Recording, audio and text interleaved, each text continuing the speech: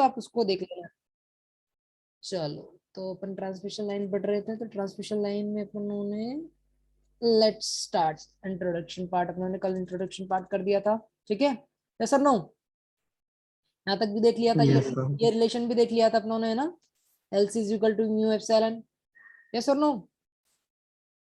Yes sir. या तो ये रिलेशन भी अपनों को पता है, G by C is equal to sigma by epsilon, ठीक है? तो सेम रिलेशन अपनों को लेना है। ओके, और ये भी मैंने बता दिया था कि ये फॉर्मूला किस प्रकार से रिलेटेड है, तो ये फॉर्मूला आपको सारे याद करना है।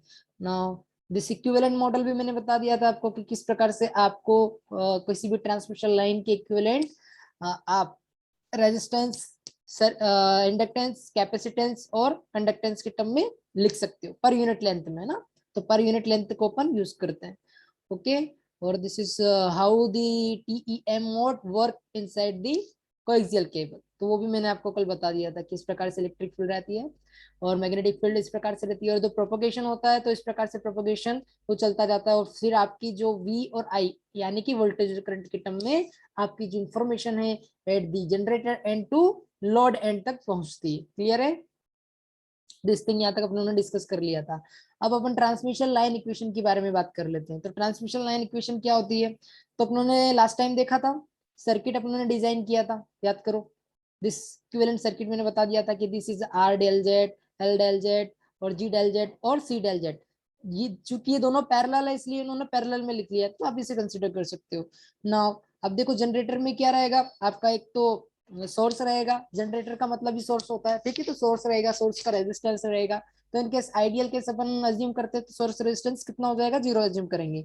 लेकिन अगर वहां पे सोर्स रेजिस्टेंस एग्जिस्ट करता है यानी कि प्रैक्टिकल केस है, तो उसमें आपको आर एस रेजिस्टेंस लेना पड़ेगा। ओके, और लोड रेजिस्टेंस में क्या रहेगा, आर एल रहेगा। चलो एक चीज बताता हूँ मैं आपको, है ना, मैक्सिमम पावर थ्योरम सबने पढ़ी है ना? यस और नो? Yes sir. या तो मैक्सिमम पावर क्या बोलती है कि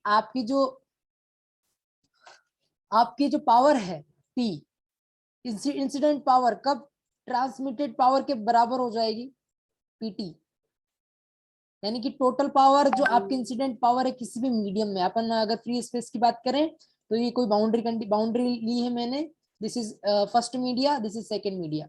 ओके, तो आप चाहते हैं कि यहाँ पे जब ये मीडिया इस मीडियम से मैच होता है, यानी कि इसका इंट्रिंसिक इंपीडेंस ईटा 1 है और इसका इंट्रिंसिक इंपीडेंस क्या है, ईटा 2 है।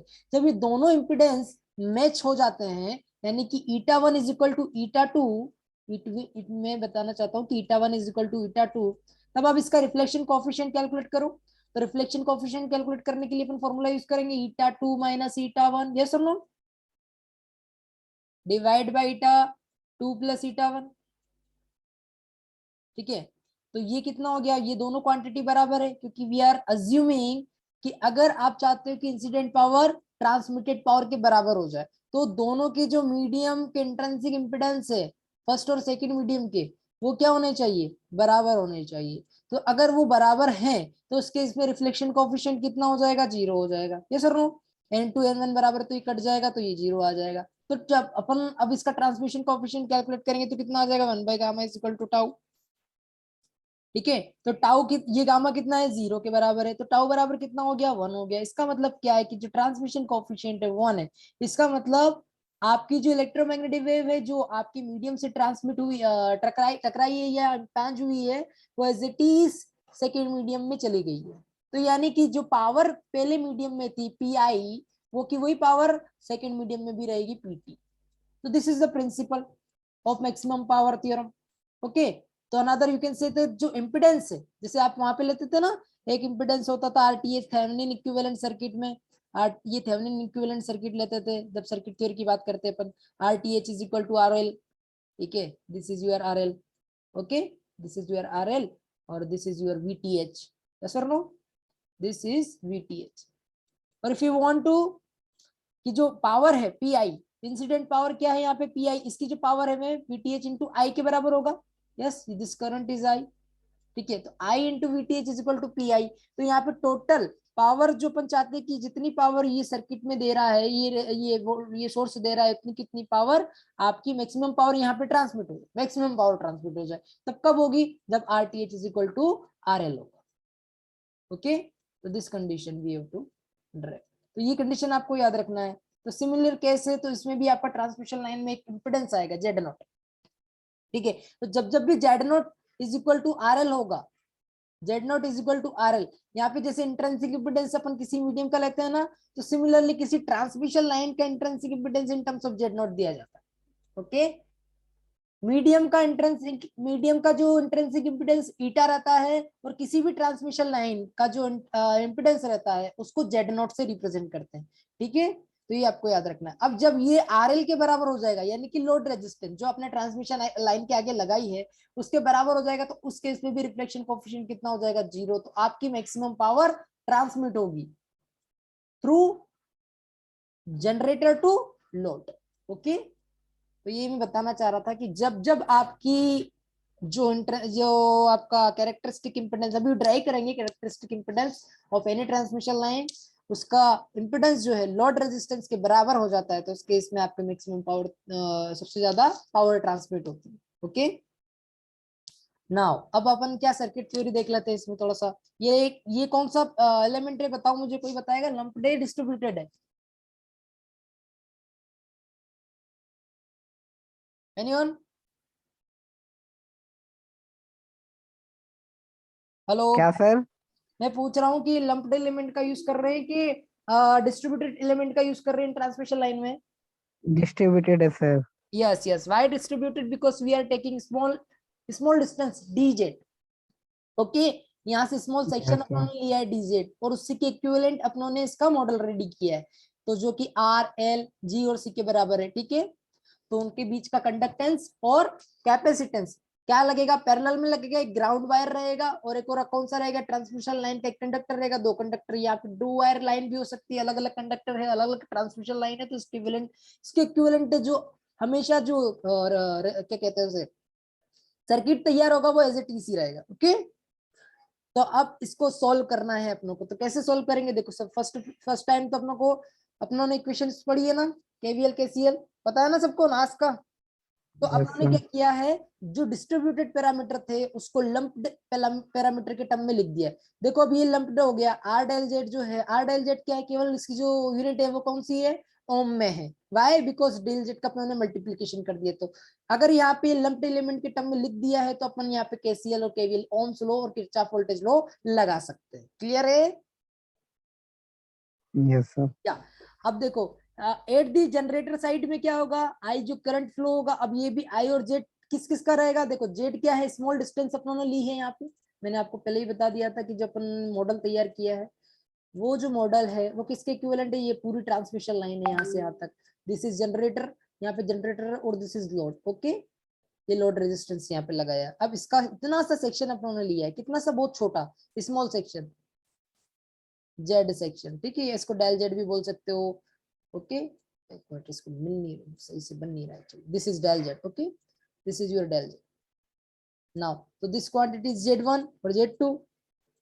तो अपन चाहे तो डेल जेड को कैसे लिख सकते हैं, del Z is equal to z1 minus z2। Hello sir. हाँ बोलो। सर आज 2 बजे से 2-4 मिनट पहले ही थोड़ा छोड़ देना, क्योंकि 2 बजे हमारा टेस्ट है। ओके ओके ओके, छोड़ दो, मुझे बता देना कब छोड़ना है आपको। Okay, okay sir. या ठीक है। तो ये इतना सा सेक्शन का अपना ने इक्विवेलेंट सर्किट रेडी किया है। This is shown by this figure, मैं बना नहीं रहा हूँ। ओके, तो आप यहाँ पे देख लेना, कल भी मैंने बता दिया था आपको। अब देखो करंट कैसे कैसे फ्लो हो रहा है। तो यहाँ से लेके ये जो आई है, आई करंट फ्लो हो रहा है यहाँ से, आर डेल जेड इस रेजिस्टेंस के थ्रू हो रहा है, एल डेल जेड इसके थ्रू हो रहा है, इंडक्टेंस के थ्रू। उसके बाद क्या जा रहा है, आई जो करंट है इसके बाद कहाँ कहाँ जाएगा, इस डिस्टेंस डेल जेड के बाद भी जा रहा है। तो यानी कि यहाँ अगर जेड है तो यहाँ पे अपन क्या होगा, डेल जेड। वाई? देखो यहाँ पे जैसे अपनों ने जेड टू और जेड वन लिया है ना, तो उन्होंने क्या लिया है, इस ट्रांसमिशन लाइन के दो एंड लिए, एक तो क्या लिया है, जेड लिया है, और दूसरा जेड प्लस डेल जेड लिया है। ऐसा कर सकते हैं, डेल जेड। अब इनका डिफरेंस कैलकुलेट करेंगे तो क्या हो जाएगा, del Z is equal to, del Z is equal to del Z plus Z minus of Z. तो जेड से जेड कट जाएगा, तो रिमाइनिंग टर्म क्या बचेगी, डेल जेड। ओके, तो इनके बीच का जो डिफरेंस आएगा वो डेल जेड ही रहेगा। तो this is equivalent to del Z. यहाँ पे अपन ऐसे भी यूज कर सकते हैं, लेकिन this is the convenient way. तो अपनों ने ये वाला कन्वेंशन जो किताब में फॉलो किया, अपन भी वही कन्वेंशन यूज करें। ओके, तो यहाँ पे आपको समझ में आ गया ना कि this is load, this is generator side, okay, और दिस इज लोड साइड, और इसके बीच में क्या है, transmission line, small section of transmission line. ठीक है, अब स्मॉल सेक्शन ट्रांसमिशन लाइन में आपको मैंने बता दिया था कि इसमें 4 एलिमेंट रहेंगे, एल, आर, सी और जी। ठीक है, चारों चीजें रहेंगी। एक ट्रांसमिशन लाइन ये चारों पैरामीटर को कंसीडर करती है, जिस प्रकार से अब जैसे ये ट्रांसमिशन लाइन कंडक्टर से बनी, इसलिए R, L, C, G consider करती है। और एक फ्री स्पेस की बात करते हैं या किसी मीडियम, डाइलेक्ट्रिक मीडियम की बात करते हैं, अनबाउंडेड मीडियम की बात करते हैं, तो उसमें क्या रहता है, सिग्मा, म्यू और एप्सिलॉन रहता है। ओके, तो this is the analogies to this circuit theory and field theory. Okay, तो ये आपको पता होना चाहिए कि सिग्मा किसको रिप्रेजेंट करता है, जिस जी को रिप्रेजेंट करता है। ओके, एल किसको रिप्रेजेंट करता है, म्यू को रिप्रेजेंट करता है, और सी किसको रिप्रेजेंट करता है, एप्सिलॉन को रिप्रेजेंट करता है। ठीक है, और आर डिसिपिएशन, डिसिपिएशन, अगर यहाँ पे डिसिपिएशन है तो उसको डिसिपिएशन के टर्म में आर रिप्रेजेंट करें। ओके, तो ये फील्ड थ्योरी से आप कनेक्ट करना हमेशा सर्किट थ्योरी को। तो अब क्या बचा रह गया इसमें, चलो अब नाउ अपन इसमें लूप लगा लेते हैं। अब यहाँ पे देखो, यहाँ पे करंट क्या होगा इसकी बात की सेक्शन में, जैसे ये जेड प्लस डेल जेड के पास जाएगा, जो करंट का जो आपका रहेगा वो Z plus del Z comma T हो जाएगा। क्योंकि जो करंट है आपका, जो करंट है वो करंट कैसा रहेगा, आप जो ट्रांसमिशन लाइन में करंट फ्लो करवा रहे हैं वो फंक्शन रहेगा एक तो किसका, टी का। टी का मतलब टाइम का फंक्शन रहेगा, टाइम का फंक्शन है यानी फ्रीक्वेंसी का फंक्शन होगा, अगर फ्रीक्वेंसी डोमेन में आप ले जाओगे। Okay, this is omega T something minus beta Z, ये समथिंग इस प्रकार का रहेगा, beta Z cos theta, this is the function. Your current is equivalent to I is equal to cos omega t minus beta j, because we are taking forward wave, that's why we are taking negative side. So this is equivalent to I naught बराबर I. Okay, this current, तो current किसका function है, एक तो time का और दूसरा Z का। तो Z we are taking this distance as Z, that's why. Okay, now अब यहाँ पे जो करंट लोड जनरेटर साइड में होगा वो I comma Z comma T होगा, और सिमिलरली आर डेल जेड मैंने बता दिया था, एल डेल जेड भी बता दिया था, और ये भी बता दिया था कंडक्टेंस और कैपेसिटेंस किस प्रकार से होगा। अब जो करंट फ्लो हो रहा है दो करंट में डिवाइड होगा, जो आई जेड कोमा टी है वो इतने सेक्शन, जो कि कौन सा सेक्शन है, जेड प्लस डेल जेड वाला, लोड एंड वाला। तो लोड एंड में क्या हो जाएगा, I Z plus del Z comma T, और नीचे क्या जाएगा, डेल आई इतना, क्योंकि टोटल करंट क्या है, I plus I Z plus del Z comma T plus del L del I. Okay, तो टोटल करंट अपना आ गया। नाउ अब अपनों को यहाँ पे क्या यूज करना है, Kirchhoff voltage law to the outer loop और इनर लूप, दोनों लूप में आप कंसिडर कर सकते हो।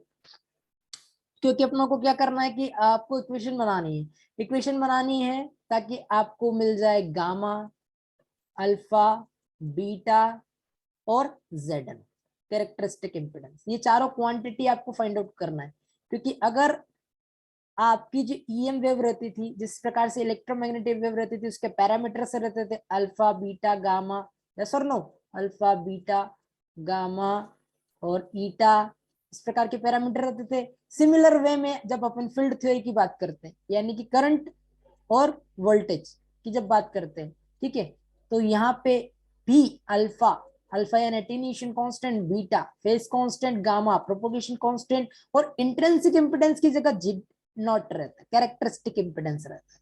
ओके, तो ये पैरामीटर भी आपको लाना है। तो इस प्रकार से ये फील्ड ये पैरामीटर कैसे ड्राइव हुए थे, आपने हेल्महोल्ट्ज इक्वेशन बनाई थी, याद है आपको, दिस हेल्महोल्ट्ज इक्वेशन आपने यस बनाई सर। थी, है ना। तो सिमिलर वे में आपको भी वी के टर्म में ऐसी की ऐसी इक्वेशन बनानी पड़ेगी। तो वो इक्वेशन कैसे बनेगी, उस इक्वेशन को बनाने के लिए आपको सर्किट थ्योरी केवीएल या केसीएल लॉ से सोल्व करना पड़ेगा। केवीएल अपन यहाँ पे लगाएंगे इस सर्किट, जो अपना सर्किट बनाए। तो पहले सर्किट थ्योरी अपन पढ़ लेते हैं, सर्किट थ्योरी में अब ये केवीएल अप्लाई करते हैं।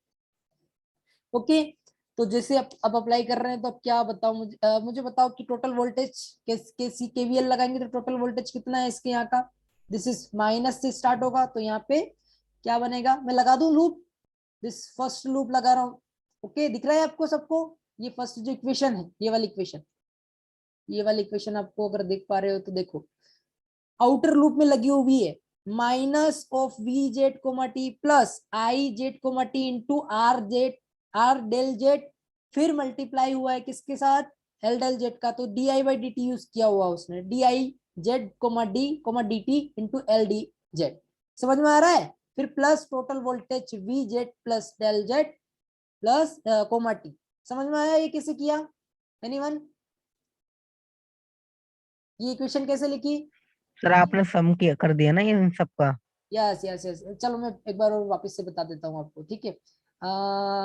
This is your resistance, this is your inductance, okay, this is your conductance और this is your capacitance, okay, और दिस इज योर लोड है। टोटल वोल्टेज जो ओपन सर्किटेड है, वी आर नॉट टेकिंग अभी, अभी generator side ये है और लोड साइड ये है। लोड जनरेटर साइड का वोल्टेज कितना लिया है अपनों ने? V Z comma T, okay, और इसका वोल्टेज कितना लिया है? V Z plus del Z comma T. Last time मैंने बता दिया था, this represent as a Z, this section is represent as a Z और this section is represent Z plus del Z, okay, del Z, that's why. अब यहां से current कितना flow हो रहा है? I comma I Z comma T, है ना। और इसकी वैल्यू कितनी है? R del Z. इसकी वैल्यू कितनी है? L del Z. और this is G del Z. और ये कितना हो जाएगा? C del Z, okay. अब यहाँ पे जो टोटल करंट है जो इसमें फ्लो हो रहा है, इसको या तो I1 I2 मान लो, या फिर मैं इसको एक जैसा कर लेता हूँ थोड़ा सा, है ना। Let me start something else. This current will be flow like this. Now this become, this is your capacitance, this is your conductance, okay। तो यहाँ पे क्या करंट फ्लो हो रहा है? डेल आई, जो डिवाइड हो जाएगा फर्दर। यहाँ पे कितना करंट आ रहा है? दिस इज योर रेजिस्टेंस और this is your inductance, okay. अब यहाँ पे जो करंट आ रहा है वो कितना है? I Z comma T. और यहाँ पे करंट कितना आएगा? I Z plus del Z comma. Clear है? सर्किट क्लियर है आपको? नाउ अब यस देखो, सर। यहाँ पे माइनस है, ये प्लस है, पता है ना आपको, सर्किट के थ्योरी जब यूज करते हैं ये भी प्लस और माइनस है।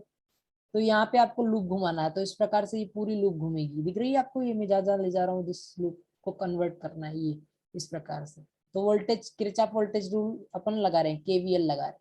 तो केवीएल लगा रहे हैं तो देखो पहला क्या होगा? This is minus V Z comma T, okay. फिर प्लस आई, करंट जा रहा है, कौन से में जा रहा है? रेजिस्टेंस में जा रहा है। तो रेजिस्टेंस कौन सा है? R into del Z, yes और नो।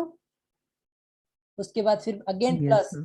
ठीक है। आपको पता है ना इंडक्टेंस के अक्रॉस वोल्टेज कैसे दिया जाता है? L D I by D T से।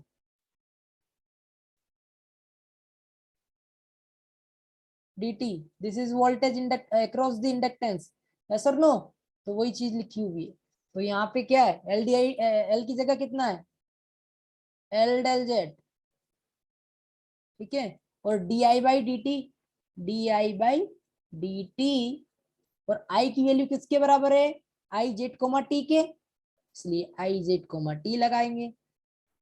नाउ उसके बाद क्या रह गया है? फिर टोटल वोल्टेज, यहाँ पे कोई रेजिस्टेंस नहीं है, उसके बाद डायरेक्ट वोल्टेज यहाँ पे लगा दो, तो कितना हो जाएगा? V Z plus del Z comma, ठीक है, is equal to 0 total voltage, okay. समझ में आ गया? तो वही अब इसी को उन्होंने यहाँ पे बाहर लिख रखा है, इसलिए ये इक्वेशन ऐसे दिख रही, बराबर में दिख रही है ना। समझ में आ गई इक्वेशन कैसे लिखी? Yes sir. या अब सिमिलर वे में सेकंड इक्वेशन आपको लिखना है, तो सेकंड इक्वेशन कैसे लिखोगे? इसको थोड़ा सा सिंप्लीफाई करना है आपको। तो सिंप्लीफाई कैसे करोगे? जो वोल्टेज है और डीजेड है उसको इस प्रकार से लिखना पड़ेगा आपको। तो कैसे क्या करेंगे? जल्दी बताओ मुझे। ये देखो, यहाँ पे ये वाला जो साइन है और ये है, इस दोनों को आप या तो उधर साइड ले जाओ या इधर साइड ले जाओ, किधर भी ले जाओ आपकी इच्छा। तो मैं ऐसा कर रहा हूँ, इसको उस साइड ले जा रहा हूँ। तो V Z comma T minus V Z plus del Z comma T upon, ठीक है, अपॉन में अभी भी लगा दूंगा मैं, ठीक है। और यहाँ पे क्या चल रहा है? This quantity I, I Z comma T, I Z comma T multiply with R plus L D I Z comma T divide by D T, और कॉमन ले सकता हूं मैं डेल जेड, इसमें भी डेल जेड है इसमें भी डेल जेड है, ठीक है, तो ये कॉमन निकाल के इसके बटे में डाल दिया डेल जेड। समझ में आ गया आपको? Yes sir. या तो वो इक्वेशन उन्होंने यहाँ पे लिखी हुई है, आप देख सकते हो दिस इक्वेशन, ठीक है। तो यहाँ माइनस, चाहो तो आप माइनस साइन कॉमन निकाल सकते हो, कोई इशू नहीं है।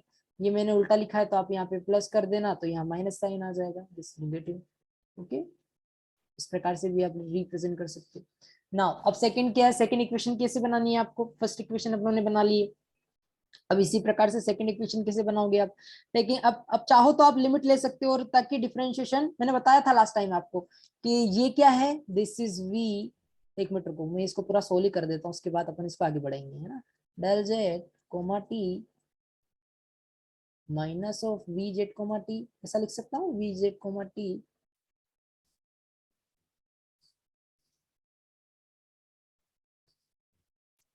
V Z comma T upon del, okay, this del.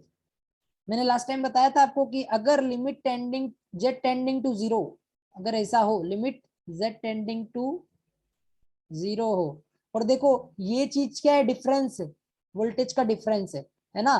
तो अगर आप लिमिट लगा देते हो इसके आगे, तब आप इस चीज को क्या रिप्रेजेंट कर सकते हो, जल्दी बताओ। इस चीज को लिख सकते हो ना, डीवी बाई डी टी,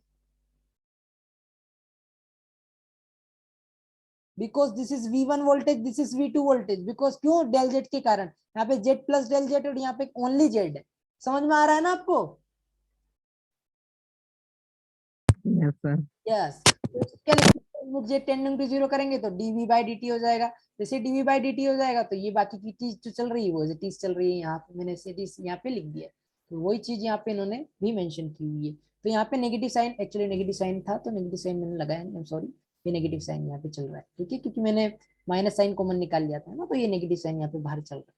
तो ये negative sign D V by D T, और एज इट इज पूरी टर्म जो भी चल रही है इसके साथ, ओके। तो ये टर्म पूरी एज इट इज के साथ चल रही है, तो minus D V Z comma D by D Z is equal to this quantity, okay. You have to take partial differentiation because we are taking two variable, okay। जब भी variable बढ़ जाएंगे तो आपको पार्शियल डिफरेंशिएशन ही यूज करना है। Now अब क्या, अब सेकंड में क्या यूज करना है अपन को, किरचॉफ करंट लो। तो किरचॉफ करंट लो यूज करने के लिए आपको नोट दिख गया है, कौन सा नोट है, दिख रहा है आपको ये नोट, डेल जेड यस वाला, सर। यस। तो इस नोट के ऊपर आपको किरचॉफ करंट लॉ यूज करना है। तो किरचॉफ करंट लॉ यूज करने के लिए टोटल करंट इक्वल टू करना है इस नोट पे। तो पहला करंट कौन सा आ रहा है इस नोट पे, जल्दी बताओ। देखो इस प्रकार से कुछ बन रहा है, एक तो ये एक नोट एक इधर जा रहा है, इस वाले में करंट, एक इस करंट ये वाला करंट, और दूसरा डीएलआई करंट, ठीक है, दिस इज द नोट, ठीक है। तो यहां से कितना करंट आ रहा है, this current is equal to I Z comma T, from, ये करंट आ रहा है जनरेटर से, तो अपनों को कैसा लाना है, नेगेटिव साइन में लेना है, ठीक है। अब ये जा रहा है डेल आई, ठीक है, दिस इज डेल आई, तो इसको अपनों को कैसे लेना है, डेल आई के टर्म में लेना है। Now we are taking del I for the, del I ले लिया, उसके बाद ये वाला करंट कैसा है, दिस इज आई, लोड की जैसा लोड करंट है ना, तो Z plus del Z use करना है अपनों को कन्वेंशन में, कोमा टी, तो we have to taking this current, चूंकि ये भी जा रहा है इसलिए अपनों को पॉजिटिव साइन लेना है, तो I Z plus del Z comma, ठीक है ना। अब देखो इज इक्वल टू कितना है, total current equal to must be zero, okay, सारा करंट लिख दिया अपना नोट पे। अब देखो ये जो डिफरेंस आपको दिख रहा हो तो इस डिफरेंस को भी ले लो, तो यहाँ पे अपन क्या करेंगे, आई अगेन सेम सेम जैसे अभी वोल्टेज में किया एज इट इज आपको इसमें भी करना है, ठीक है, del Z upon T minus of I Z comma T, ठीक है। और इस डेल डेल आई को मैं उसके बराबर भेज रहा हूँ, माइनस डेल आई लिख सकता हूँ, और इस दोनों के बराबर में मैं क्या लगा रहा हूँ, डेल जेड लगा रहा हूँ बटे में, ठीक है। यहाँ पे भी डेल जेड लगा दिया, यहाँ पे भी डेल जेड लगा दिया, ओके। जैसे लगाऊंगा तो लिमिट लगा रहा हूँ, लिमिट लगाते ही लिमिट z टेंडिंग टू 0 दोनों साइड, इधर भी लिमिट z टेंडिंग टू 0, जैसे ही करूंगा z टेंडिंग टू 0 करूंगा, तब क्या हो जाएगा, ये पूरी की पूरी पिक्चर किस में कन्वर्ट हो जाएगी, डिफरेंशिएशन में, पार्शियल डिफरेंशिएशन में। तो that's all we have to take, तो ये किसके बराबर हो जाएगा, differentiation of D I by D Z is equal to minus D I by D Z, आप ऐसे भी लिख सकते हो चाहो तो, ठीक है। तो एक इक्वेशन ये भी बनती है। यहाँ पे है ना थोड़ा सा, एक मिनट रुकना, ये z कोमा टी है दिस, रुको इसको मैं थोड़ा सा सोल्व करके बताता हूँ, एक मिनट रुकना है ना, इसको अपने को थोड़ा सोल्व करना पड़ेगा यहाँ लाने से पहले, नहीं तो अपना गलत हो जाएगा पूरा। अपनों को डेल आई की वैल्यू कैलकुलेट करनी पड़ेगी पहले, उसके बाद अपन कंडीशन लगाएंगे। यहाँ तक उन्होंने सही किया, ठीक है।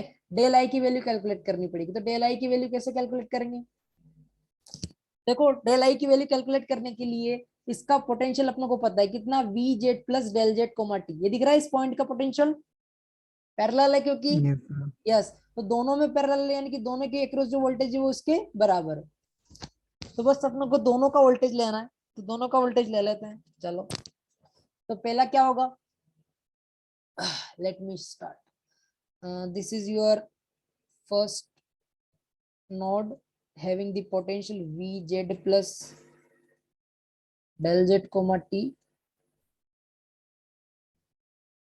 Okay, this is the node point, है ना, यहाँ से करंट और इस प्रकार से जा रहा है दूसरा वाला current.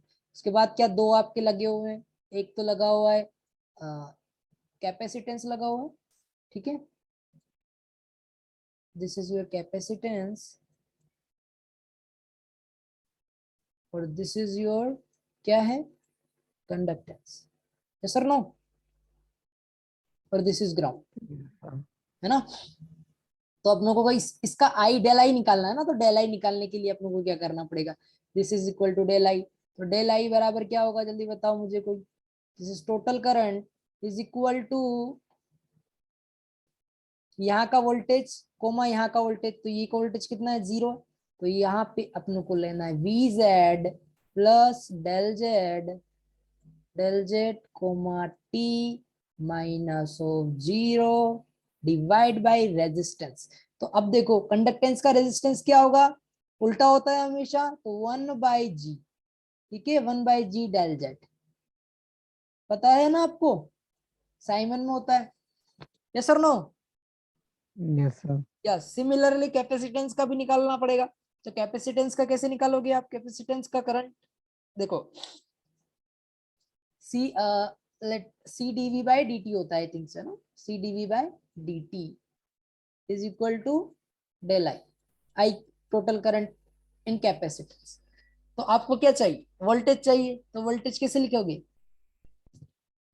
I C integration 1/c dt is equal to v, तो ये टर्मिनोलॉजी आप यूज कर सकते हो। चलो इन्होंने क्या यूज किया देखते हैं, इन्होंने भी मेरे हिसाब से इंटीग्रेशन ही यूज किया होना चाहिए था, लेट्स सी क्या लिया है इन्होंने, ओके ओके ओके, हाँ एक्चुअली अपन डायरेक्टली करंट यूज कर सकते हैं, कोई इश्यू नहीं है। यहाँ का जो करंट रहेगा आईसी के बराबर होगा, यस सर नो, बोलो, यस सर।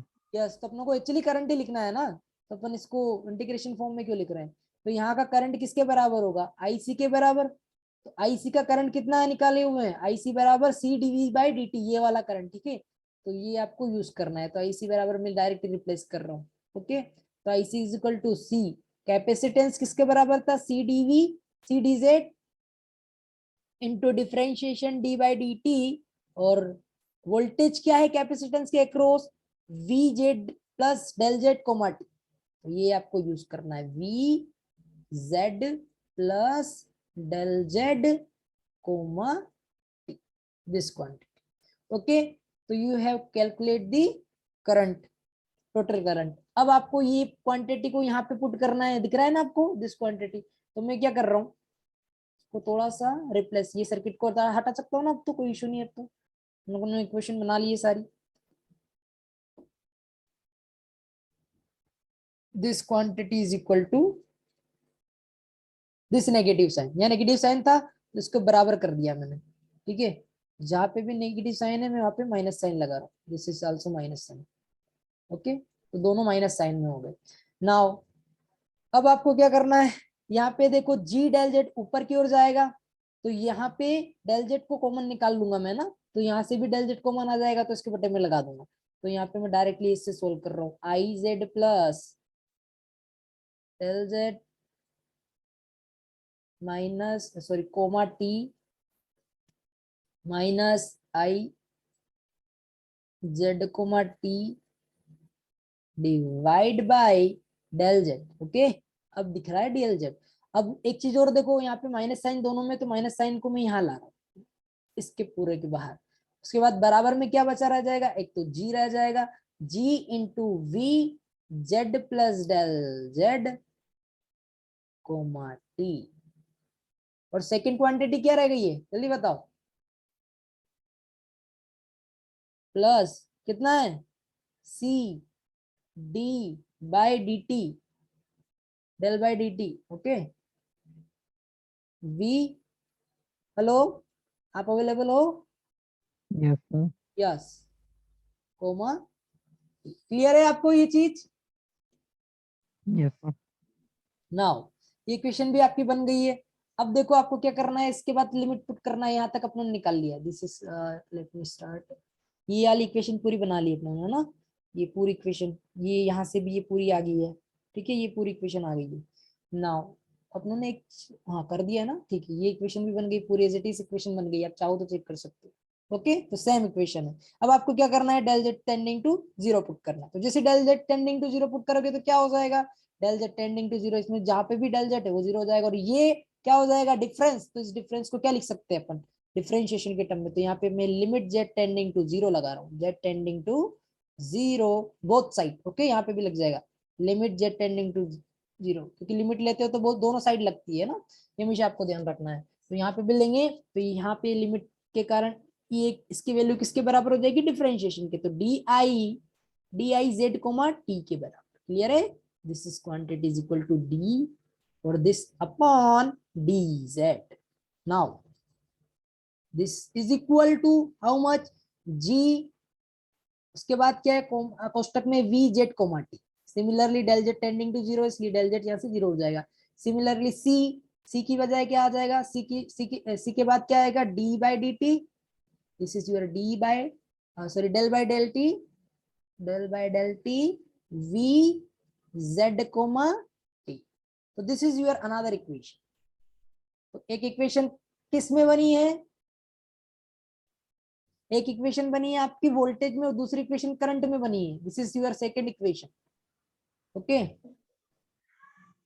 Yes sir. दोनों इक्वेशन बन गई है, आपको दिख रही है ना दोनों इक्वेशन, दिस इज योर ये करंट की इक्वेशन है, दिस इज योर वोल्टेज की इक्वेशन। अब देखो, अब यहाँ पे कौन सी चीज कॉमन दिख रही है आपको, जल्दी बताओ, कोई कॉमन दिख रहा है, इसमें सर कौन से वाली इक्वेशन में? इस इक्वेशन में देखो आई का differentiation with respect to T है, और यहाँ पे आई का डिफरेंशिएशन विद रिस्पेक्ट टू क्या है, जेड जेड। है ना। तो अपनों को ऐसा इक्वेशन बनाना है कि यहाँ पे एक को अपन सब्स्टिट्यूट कर पाए। तो सब्स्टिट्यूट करने के बाद केवल केवल वोल्टेज में इक्वेशन बनी रह जाएगी। देखो यहाँ पे भी वोल्टेज है, यहाँ पे दोनों जगह करंट है। सर 2 बजने वाले हैं सर, 2 बज ही गए, 1 मिनट बचा है। ओके ओके ओके, चलो मैं तुम्हें एनालॉजी बता रहा हूँ बस, मैं बंद कर दूंगा तुम्हारा, है ना, जैसे अपनों ने हेल्महोल्ट्ज इक्वेशन पढ़ी थी ना। और सर 2 क्वेश्चन भी थे वो जो आपसे, वो अब तो हो नहीं पाएगा, लेकिन मैं आपको भेज दूंगा, व्हाट्सएप कर दूंगा, आप थोड़ा उसे ओके, सोल्व कर देना सर। ट्रांसमिशन लाइन की है क्या, नहीं सर, ट्रांसमिशन लाइन की नहीं है वो, ठीक है उससे आप मुझे, प्रोपेगेशन वाले हैं। ओके ओके मुझे सेंड कर देना, मैं कर दूँ। Okay sir. ओके ओके, चलो अपन कल बता दूंगा मैं बस ये बता रहा था कि जो हेल्महोल्ट्ज इक्वेशन होती थी ना, डेल स्क्वायर ई बराबर लिखते थे gamma square into E is equal to zero. ठीक है, तो ये डिफरेंशिएशन यस ऑपरेटर सर। होता था, यहाँ पे ई भी यहाँ पे भी ई रहता था, यहाँ पे भी ई रहता था। सिमिलर वे में आप लोग को ये इक्वेशन बनानी है। ठीक है, तो यहाँ पे भी आप देख सकते हो कि यहाँ वी है और यहाँ पे आई है, तो अपनों को सब में वी ही लेकर आना है, तो वो इक्वेशन अपनों को रेडी करना है, तो अपन डिफरेंशिएशन करके इसको सोल्व कर देंगे कल। ठीक है, चलो मैं स्टॉप कर रहा हूँ शेयरिंग। Okay sir. ओके।